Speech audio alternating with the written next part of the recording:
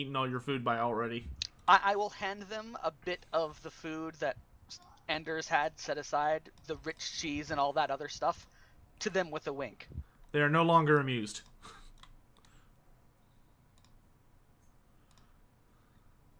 But yeah, I will rush out, and if Guy and I forget the other one's name, Volo, the two peasants, are still attending Raymond, I will only give a brief stop of condolence to him before I get onto the carriage.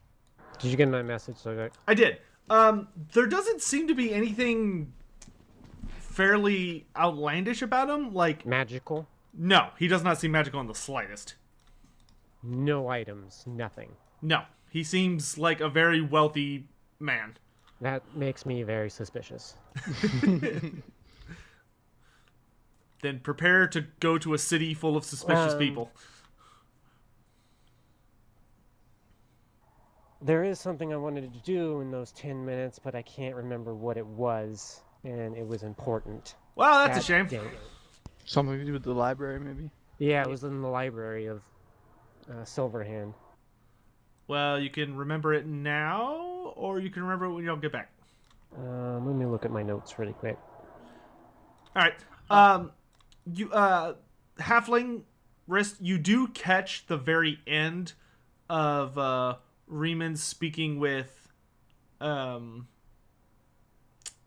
Hugo, and Hugo looks visibly distraught to an extent, and he's patting Riemann on the shoulder affectionately, and you see them whispering to each other a bit, and he kind of gives the boy a good squeeze on the shoulder before getting up and getting situated in the carriage. I remember now. Okay. Yeah, you can pop in real quick. Yes, I want to do that. All right. You walk up to the door, and before your fist connects with it, it unlocks itself and carefully swings inward. And you see Silverhand sitting at his desk, writing on among a very large stack of various parchments. Really bad for me. Oh, am I? Yeah. Can you hear me now? Sounds fine to me. Can you hear me now? Everything's breaking up. You're kind of breaking us for up too. I didn't say that right. User disconnected from your channel. Oh, well, there's your answer. Well, isn't disconnected a purpose thing? Timed out is when the internet drops. User entered your channel. No, yours will just say disconnected. Oh. Talk again, Sotek? Okay. Is it better now? That's a lot better. Okay. You walk in and you see Lord Silverhand sitting at his table, and there's just stacks of papers on it, and he seems to be very intently writing and signing, and he'll sign one, move it off the side, sign another, move it off the side, and he seems, you can tell he's aware of your presence, but he doesn't say anything. Lord Silverhand, may I request your assistance for a moment? I must get going. His eyes flick up and look at you, and due to the fact that he does have his mask on, they're doing their fun multicolor dance. I will say, I am sorry to bother you. I am looking, I need to look into a ritual that might stop a foul shrine from calling creatures to it. Do you have anything like that? Anything that would dispel such a place? He frowns for a moment, and he peers up at you, and he says, I suspect you're going with Hugo to Jettenberg. Yes. He nods, says, speak to me when you return, and he goes back to writing on his notes. I will look at him, like, exasperated, and I will actually throw my hands up in the air and turn around and kind of stalk out, stomping as loud as I can.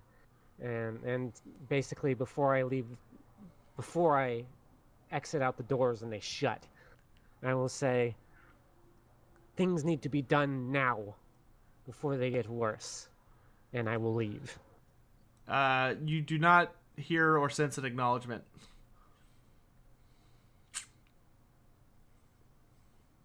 All right. I'll wander back over here, get in the carriage, or walk by the carriage, whatever he wants. There's enough space for y'all to fit as long as one of y'all sits with the driver. I will sit with the driver. All right. Okay. He seems a little concerned by your presence, but he doesn't say anything. He seems professional. All right. Hugo takes out a small, flamboyantly purple handkerchief and waves it in the driver's direction. Says, "Quickly, driver, quickly to Jettenberg."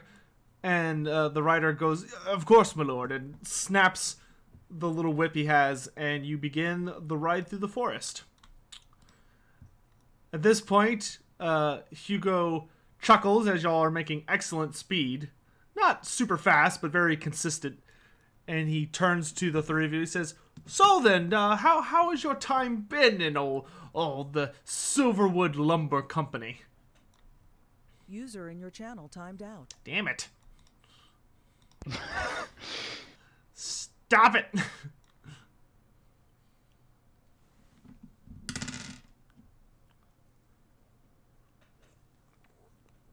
Take a bite of a hot dog real quick.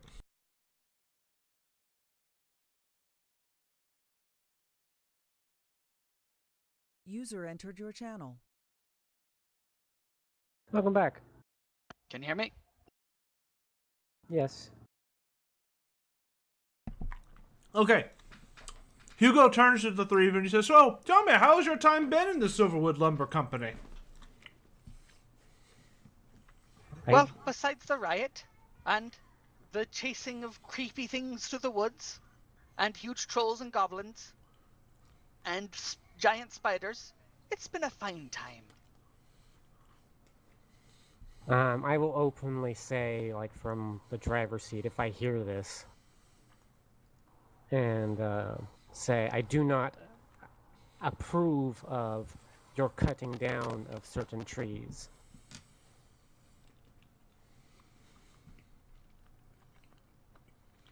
You understand, of course.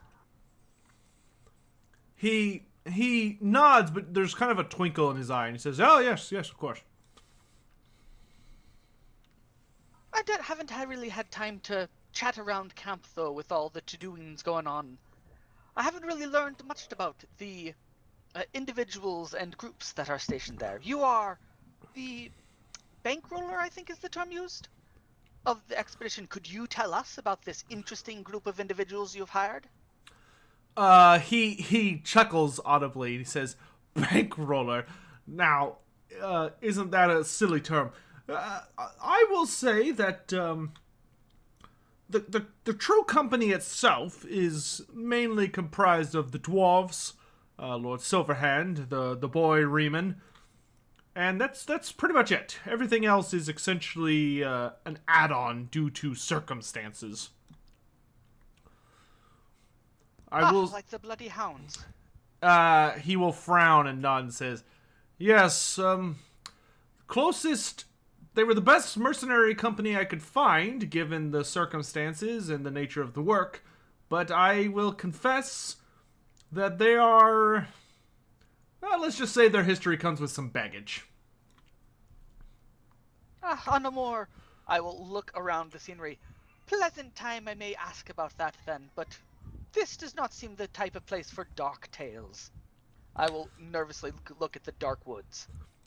He kind of follows your gaze, and as he does, he suddenly sees something, and he throws forward his hands and says, Driver, stop! Stop! And the carriage pulls to a stop, and he goes, "Good, I was hoping we would see one on our way back to town. I wanted to show the three of you at Lord Silverhand's request.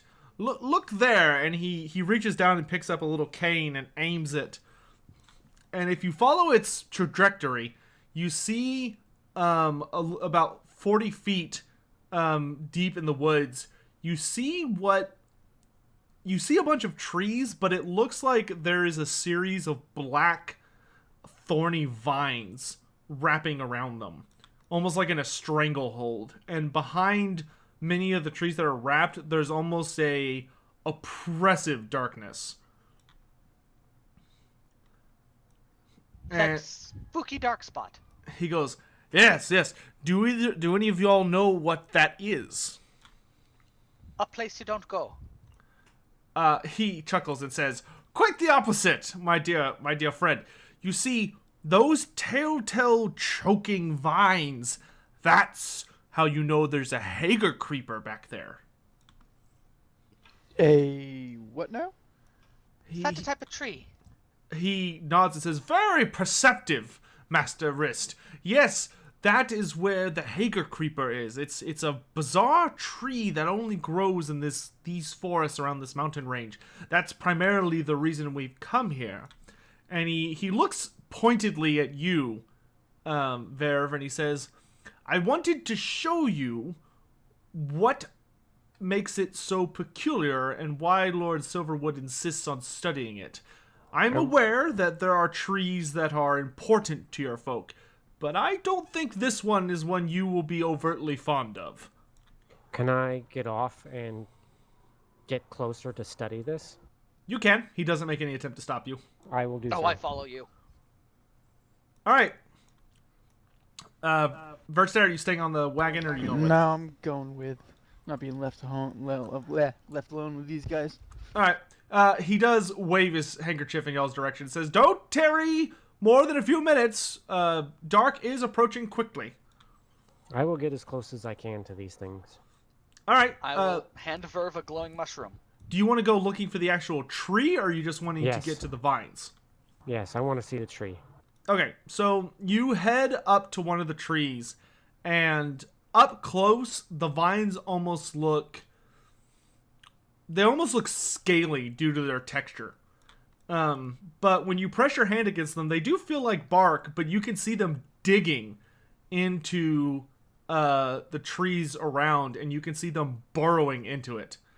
If you had to guess, it looks like some kind of parasitic relationship. However, the vines spiral around the trees and go all the way into the earth around their roots. And you don't see any clear path leading to anything that seems to match the vines.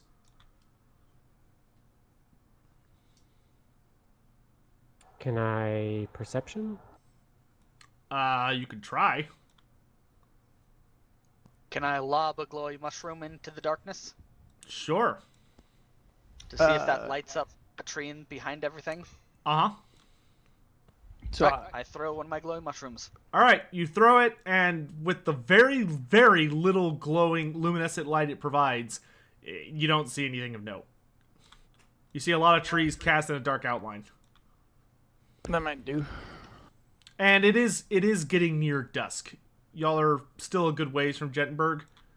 But Verve, you look around and you can see that the further you peer into the darkening of the woods, you realize what's causing them to actually darken is that a lot of these vines, once they reach the tops of the trees, seem to almost start to weave together across their branches, and it's literally blotting out dark or light. Like a canopy? Yeah, like a canopy. But you don't see any of them leading to any... It's a mess to look at.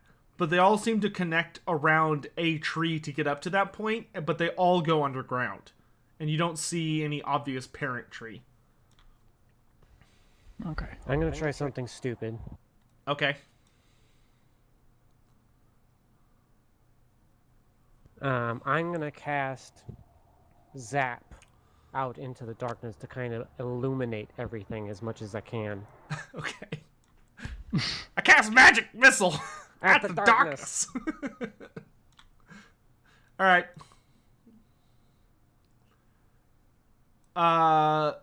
Roll a D100. 54. No. It fires off into the dark, and the light it provides is scant and very brief, so it's really difficult to tell any notable details. But as it flies off into the dark, you don't really see anything that catches your eye. It just looks like a bunch of dark, nasty forest. Okay, last thing I want to do is I want to cut into one of these vines. Okay. So I'll take my knife and I will cut into one of these vines. All right, you bring your knife against it, and with a grunt, slice heavily into it. And you notice it's pretty tough. It's not as strong as bark, but it's like a really thick vine with a defensive outer coat. And you manage to avoid the barbs because you're just trying to cut into the vine. And the moment you cut past its bark-like skin, a bunch of sap comes out, but it's blood red. And the moment it comes in contact with your hands, it is disgustingly sticky. It is very unpleasant. And it smells kind of bad. It's not like an awful smell, but it's not pleasant. And you hear Hugo going, "Come quickly, Elf! We'll have to leave you behind if you don't hurry up. We can't stay out here." We're coming. I'll yell back. I will look at Verstat and say, do you have any container of any kind? Hold on one second. Wouldn't that be a miracle? I mean, I have like a pouch. That I have a cook pot, but it's on my head and in the cart. just throw it. What are you talking about? Like, you want some vine? I want some sap. Oh. I will tell you, if you put that in your pouch, it will fucking ruin that pouch. Yeah, I'm afraid I don't have anything to contain any sap, Verve. Okay. Last thing I will do, Sotek, before I run back, is I will take out one of my torches, and I will smear the entire head of the torch. It'll ruin the torch, maybe, but I want to collect the sap. Okay. All right. You do that. And I will run back with it in my hands. All right. As you do, Hugo will give you an appraising look. Like, he seems to be gauging your response. I will ignore him. All right. He, as you all clamber back up into the carriage, he quickly snaps at the driver, and the whip cracks, and you very hastily begin to make pace. So, real quick, when we were outside the carriage, these were like magic trees we're supposed to be spotting. So, did we like see anything, magic senses wise? No. Okay. You can inquire about why, and there's probably an explanation, but that's all I can tell you right now is no. Gotcha. All right, he nods to the three of you and says, "Well, I hope that was educational. Now, let's be off quickly before we're hounded by God knows what." I very much agree. After a good little while of traveling, it doesn't take terribly long. You actually can see lights coming from Jettenberg in the distance, and you're quite frankly amazed at how much swifter this travel is by carriage than by foot. You find yourself... Sotek, Yes. I wanted to, during the ride, gossip with Hugo. Okay. Mainly wanting to know where he found the dwarves and Raymond. Okay. And pick them up for his group. Okay. Oh my gosh, it's an awful gossip. How do you word it? I ask him about the founding of the company, because there's obviously a reason for the dwarves, which is to cut the wood, and they're doing mechanical stuff. How did he find them over? Because he heard that they were in some big battle with Oh, okay. like Okay, a I get you. giant tree and other stuff, and like Raymond was there, and how did he find Raymond, a knight of Bretonia, with dwarves and stuff? Yeah, so that'll get you an answer. He sort of smirks and he goes, "Oh, my dear wrist, although I am technically considered a founder of the Silverwood Lumber Company, I'm afraid that I joined quite late in comparison to many of the others. By the time I was hired by Lord Silverhand, who of course has been a friend of mine for many years, the dwarves, Raymond and Silverhand were already staunch allies after the incident in Bretonia."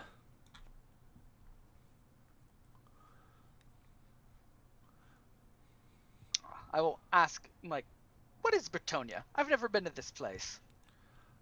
He leans back with a smirk and he says, "Oh, it's a wonderful rural country, a little backwards, a bit of a backwater compared to the majesty of the empire.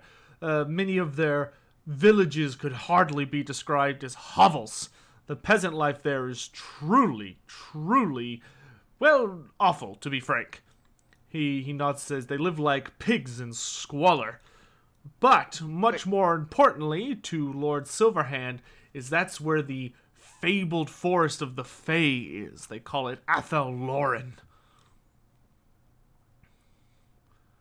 Why did they call it that? He kind of leans back and he raises an eyebrow at Verve and he says, "Why do they call it that?" I ignore. There's a pause and he just sort of shrugs and looks down at the halfling and says, "I'm afraid she'll have far more answers for you than I will, my dear friend." Ah, that's a pity. She doesn't seem to like to talk about home. No, not many of their kind do, I think. I will ask, like, truly how impoverished are they? I heard that in Hagerdorf they don't even know what a pie is. Is it that bad? he genuinely frowns and he says, "Well, I'll put it this way: every peasantry they have a law that I've dealt with when I was doing some dealings across the passes, you see, and they have what's called the 1/10th law, which is essentially that whenever these peasants manage to accomplish anything by farming or even ranching, if they have a goat or something, 9/10 of everything they make or harvest is to be given to their lord, and they only get to keep 10%. Which I don't know if you're very good with numbers, my dear halfling, but 10% of a meager harvest does not allow for much." What a racket. And Raymond's a lord of a plot of land over there. He leans back and frowns a little bit and says, "I believe he was the son of some noble or lord. His background is a little confusing due to emotions revolving around his joining. His father, you see, was massacred in the incident. I believe he lost his lands to a cousin, I believe, perhaps an uncle. I'm not terribly certain. He's a boy without a home, I'm afraid. A wanderer." What was Raymond's full name? Perquin.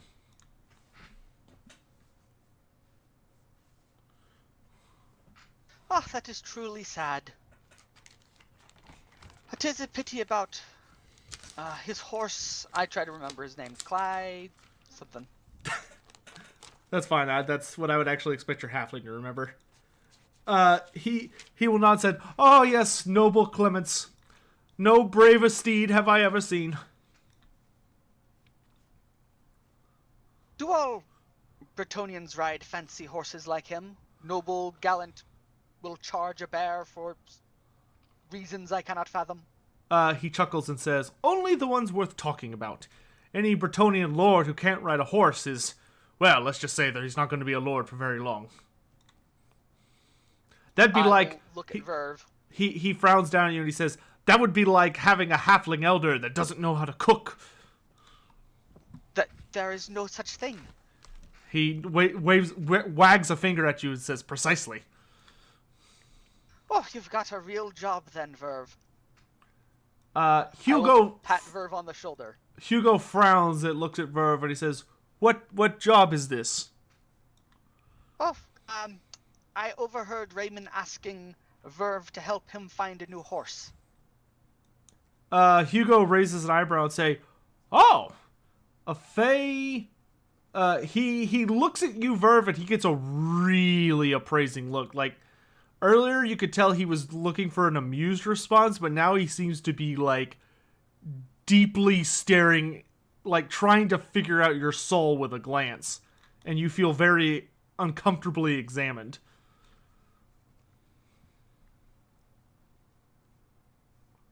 I will kind of snap my attention to him, just like my full, like all of my will and everything I have, like at his face.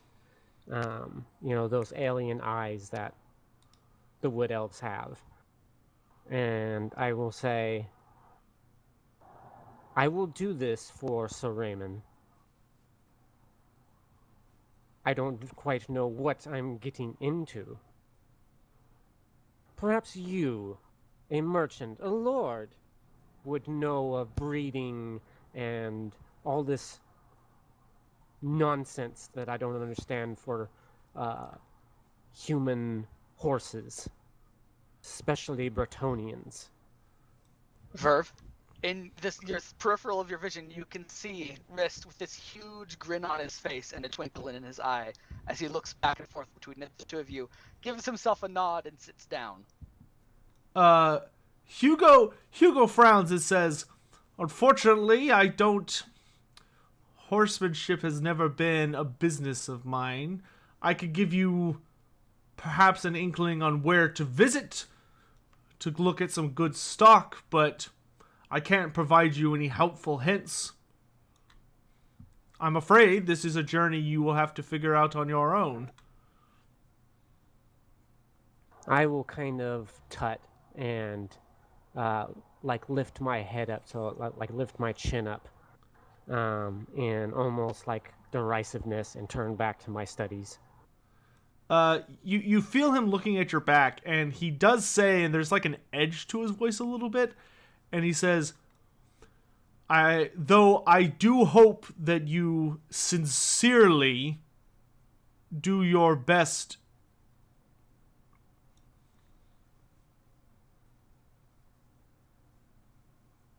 Is that all he says? That's all he says, though you sense there's an undertone to it, but he doesn't outwardly say anything.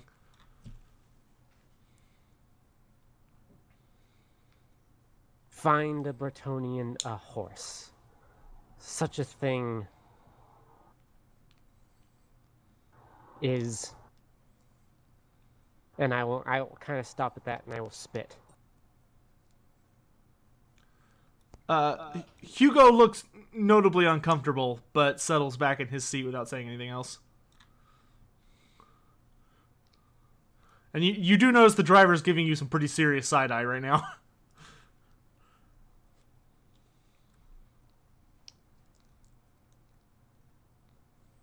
Like, I basically want Verve to have the air of just pure irritation about all of this. That has been accomplished, don't you worry. Okay.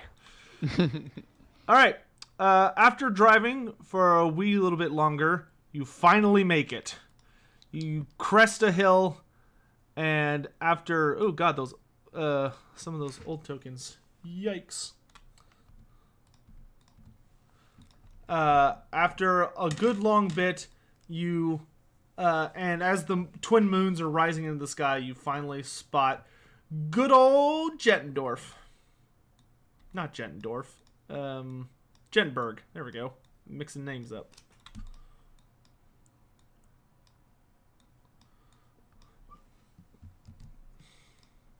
Oh, this is much better than camping out in the woods at night.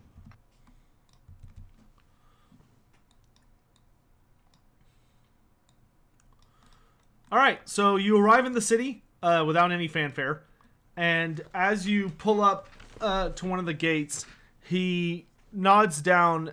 He nods at the three of you and says, "I'll drop you off here. I assume you can take care of yourselves." I can take care of myself. I don't know so much about Verdstat if he has money on him. I will give Verdstat a playful wink and a nudge. Verstappen will chuckle. He nods and says, "Very well. Are you familiar with any of the landmarks or particular structures in the city?" Can't say that we are. I can find one if I know what it is.